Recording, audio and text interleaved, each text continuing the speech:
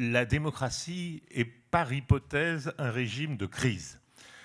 C'est un régime de crise, et si vous comparez à des régimes, par exemple les régimes totalitaires, ils ne traversent pas en réalité des crises. Alors il y a des crises souterraines, évidemment, mais ça se manifeste plutôt par une grande stabilité. Et il est évident que si la démocratie subit des crises, c'est aussi des crises qui elles-mêmes sont démocratiques et qui supposent en effet qu'il y a des éléments de démocratie, mais dans les démocraties les plus contestées. Je dirais que la démocratie est un idéal et peut-être même une utopie dans la mesure où elle suppose que le pouvoir est exercé sur ceux-là même sur lesquels il s'exerce. Ça, c'est l'idéal démocratique.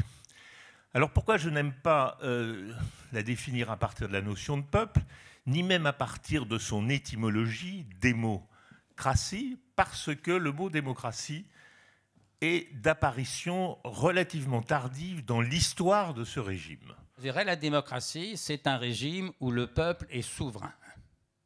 Le peuple ne gouverne pas, le peuple, il est souverain. Le souverain, c'est quoi? C'est le pouvoir suprême. Bref, le souverain, c'est celui qui fait la loi.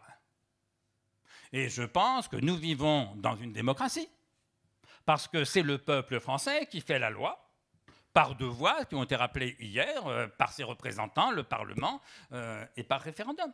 Si le peuple est souverain, c'est donc l'ensemble des citoyens. Qu'est-ce que c'est qu'un citoyen? C'est un membre du souverain. Donc nous sommes tous membres du souverain. Le propre de la démocratie, c'est que ceux qui gouvernent, qui imposent la loi, les souverains, sont les mêmes que ceux qui sont soumis à la loi.